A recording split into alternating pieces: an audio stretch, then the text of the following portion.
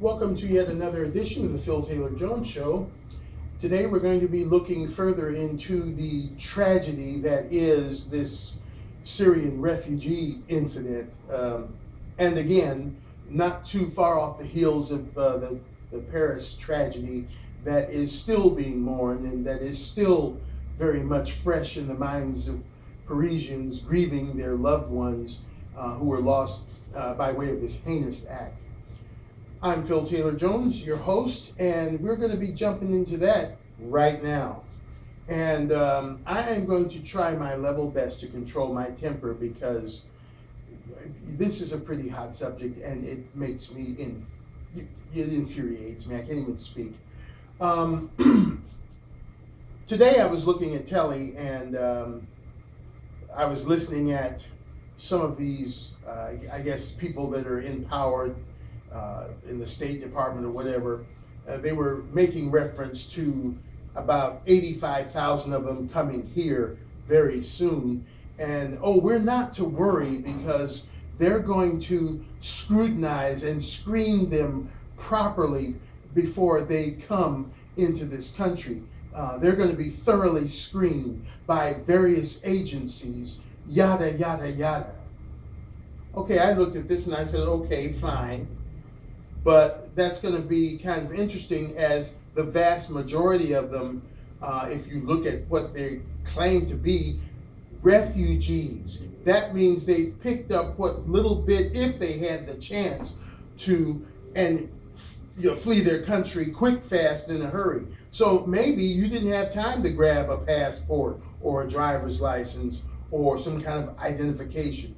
You only had the clothes on your back and what little bit of junk you could grab as you were running at a leisurely 853 miles an hour out the door before a bomb hit you. So where is all of this,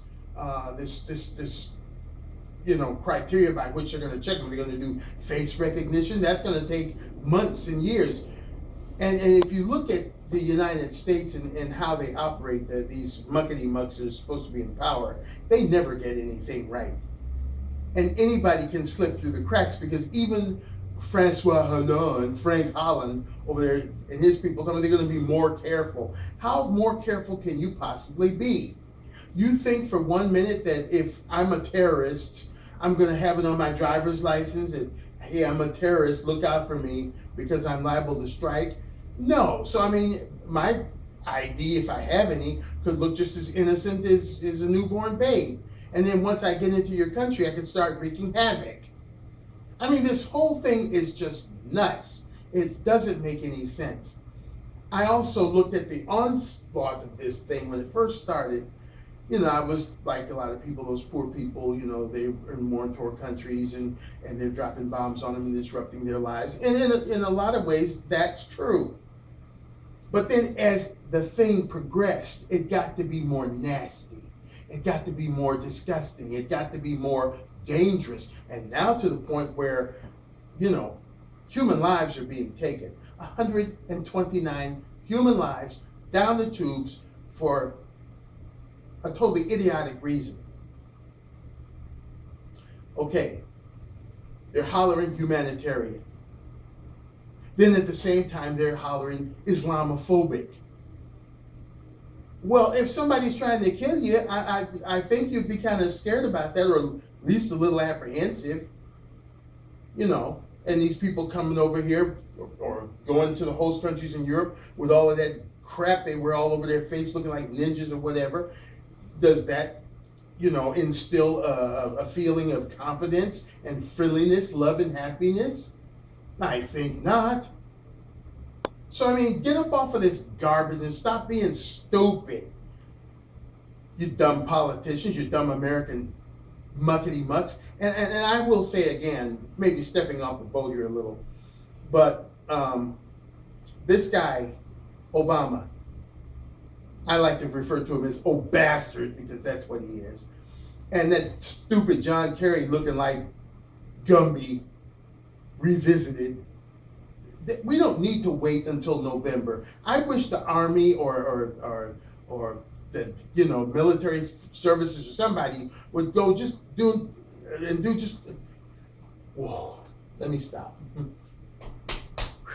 do just like they did over there in Egypt and just put that bastard out of the White House and let the army take over somebody until we can get a new president in there. I'm sick of this stupid idiot and his lackey, John Scary. I mean, do you not see what's going on over there in Paris? Do you not care? Just like my great-grandfather used to say, you know better, you just don't give a damn. What are you afraid that somebody's going to label you as selfish or unfeeling?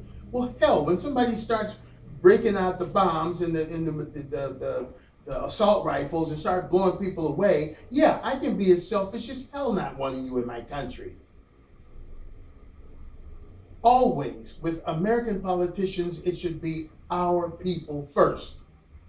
And everybody else comes second place.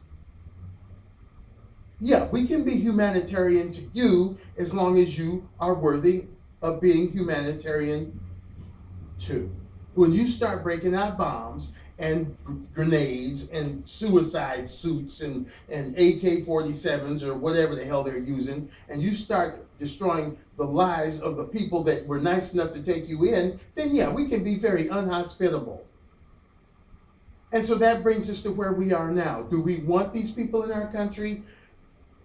Well, I can only speak for myself. I don't want them. I don't need them. And as far as I'm concerned, they're not welcome. Sure, there may be some there in dire need, but I can't decipher that, and I'm not going to take the time to try.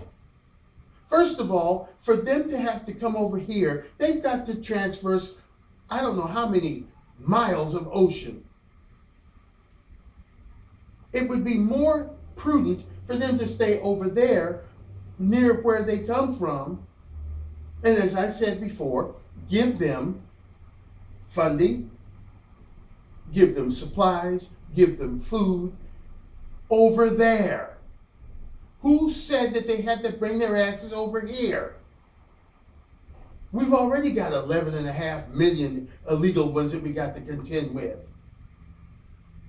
We've already got our citizens out on the street, including our service personnel that have served so honorably in Iraq and Afghanistan and other places. They're on the streets along with other citizens.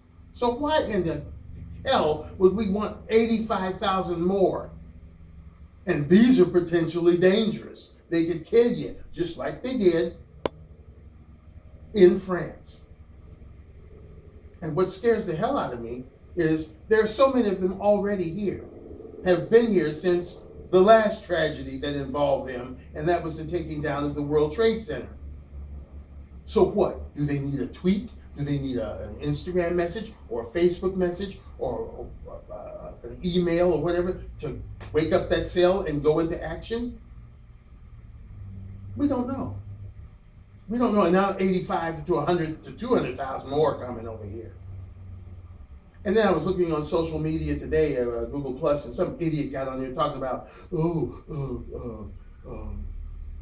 racist America didn't want to let the Jews in when the Holocaust was going in. The Jews weren't trying to kill anybody. They were really refugees. Hitler was trying to get rid of them. You can't equate what happened to the Jews to these over here. How stupid. This is blatant stupidity. So what are you trying to do, old bastard? You trying to kill us? Because if it happened in Paris, if it happened in Beirut, if it happened in all of these other places that it's happened, it will happen again here. And I say again, because the same kind were the one that took down the Twin Towers. Islamic, Muslim extremists. Hell, the regular ones are strange enough, as I said before. They don't like pork, they don't like beer, they don't like the way we dress, they don't like, the West. Well, hey, to them, maybe we're about as far west as you can get. They get offended at the drop of a hat. So why in the hell would we want them in our country if they're so offended, if they're uncomfortable? Let them stay the hell over there where they are. I don't want them here. And I know that there's a lot of folks out there that feel just as I do.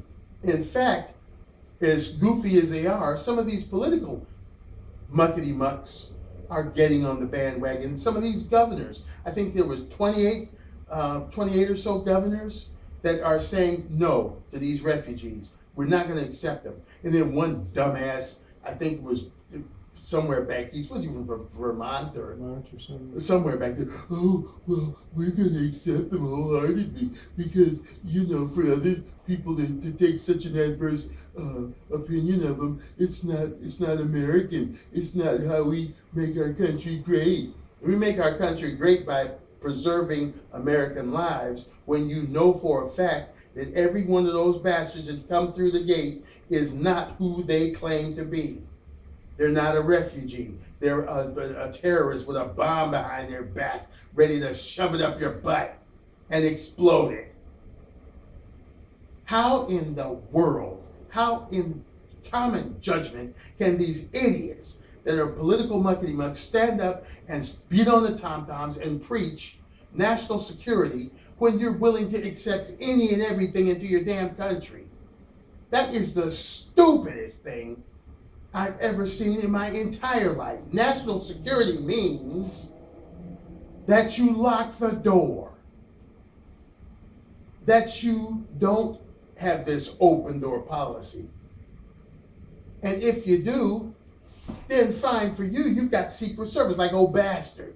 He's got armed guards around his scroungy, narrow ass, 24/7, 365. If something really breaks bad in this country, he's got some kind of bunker that he can go into deep underground, him and his creepy ass family. So while he's up there banging on the tom-toms, oh yeah, we're going to let so many of them in. Yeah, you're well protected, you snake. But what about John Q. Public? It's the same as it was over there in France. Old Frank Holland was nowhere near the bombings or the shootings. And if he were, they would scurry his butt out of whatever the White House version of the French people, to some bunker where he'd be safe. No, you make your stupid decisions and put people's lives in jeopardy, and you call yourself a president. You are a disgusting disgrace to humanity, and you're a stupid idiot to boot. November, I can't wait that long. That bastard needs to go now. Him and all of those other idiots, they're backing him in this farce, this tragic incident that's illuminating over our heads. Then we really have to wait for the other shoe to drop. It's bad enough with all these muzzies they got over here now. And now you want to bring 85 to 200,000 more of them over here to join with their brethren and have a good old bomb blasting party? God, I've never seen such idiocy in my life. And there was even something on the social media about old bastard. When they come here, he's going to be handing out $1,000 gift cards to Walmart and have apartments and residences for them to just walk into, like they're, giving them the red carpet treatment. And then someone said, no, that's probably just a bunch of propaganda. With old bastard? Are you kidding me? I believe it. Because those are his friends, his cousins, his stablemates, his comrades. Oh, no, comrades, that's communist. What are they, muzzies, what do they call them? The friends. Muzzy friends. His brethren. He probably would give him $2,000. One for Walmart and one for, what's that other one? Target. I wouldn't put anything against that luciferous bastard. Get on the phone and call up your congressman and make a noise. I don't know that it'll do any good because obviously they've got it firmly planted in their minds. But I made a call this morning and I let them know just how I felt about this. And, should you feel so inclined, please do so. Let them know that even if they are going to do it, you don't like it. And you're not going to stand behind it. I mean, my goodness, folks, we got to wake up and do something here, because these political people, they're not going to be satisfied till they see all of our butts in a box. That is, if they can find our butts after these bastards come over here and blow at the kingdom come. Please. We want to be humanitarian. We want to help our neighbors. Yeah, help them come over here and blow your ass off. Think about it, people. If you need further reminders, look at what happened over there in France. They're serious. They've got bombs. They've got armament. And they don't mind using it.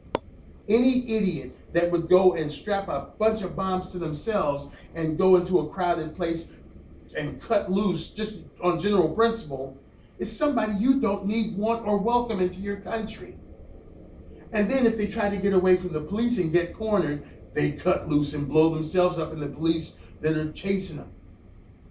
One Muzzy guy got on some news program I was watching yesterday. I don't know why everybody else seems to be so afraid of Muslims or Islamic extremists, because we Muslims, we regular Muslims, are the most targeted by the extremists. We're the ones that they try to kill. Okay, well that adds even further credence to the pot. If their own kind are afraid of them, then what the hell chance have we got? It's time to be awake and know what the hell's going on around you, and know that any of these political muckety-mucks are not your friend, because they're putting their lives over the American lives. And that same thing that happened in France will happen here if they come here. They did it to the Twin Towers. They've been doing it in part in little skirmishes all around. It's been quite a while since 9/11, and they're ready to make a big splash. They even said so in a video, and these dumb idiot defense people in State Department or whatever, oh, well, we don't see it as a big threat. It's not a viable threat. Listen, if anybody who can do something as heinous as take down the Twin Towers and now do what they did over in Paris and Beirut and other places, if they say they're going to do something, hey, the red flags for me go up. I want to check it out. You don't underestimate your enemy. You don't. These people are, I don't know how many millions strong. They've got their own army. They've got their own currency. They supply oil. They are an Islamic state. And if you don't get the full understanding of that, then you better get the understanding of it, because you may not live to see tomorrow if they really have their way. If their way is coming onto our shores, and these dumb idiot politicians, old bastard leading the charge, is at the head of it. So get ready. The war is coming. Thank you for joining us for the Phil Taylor Jones Show. Stay ever vigilant. Stay ever aware. Oh, one other thing. My brother pointed this out. There was this person named Roula Allouch from that CAIR thing, Center for Islamic American Relations. American Islamic, excuse me. Yeah. Well, the way they feel it's Islamic Americans, we don't care about it. She's up there talking about it's un-American the way these governors are treating the refugees, and we should do our part. Who in the hell is she to come in our country? Once before, one of those bastards from that sick, demented, stupid organization had nerve enough to tell us what to do in our own country. You don't tell us what to do in our own country, you vociferous bastard. If you don't like what the hell we're doing in our country, hop a plane and take your ugly ass back over there where you were. Bastard. We need to make it safe and secure for them, but then how does that jeopardize our own safety and security? Americans first. But what the hell do we need them for? If you want to help them, send them some money and some medicine and some supplies, but don't let them in your damn country. Okay, once again, I want to say, stay ever vigilant, stay safe, and watch your back, watch your American neighbors' back, because we're in trouble, folks. Big trouble. Thank you for joining us for the Phil Taylor Jones Show. We look forward to having you with us again. Bye-bye.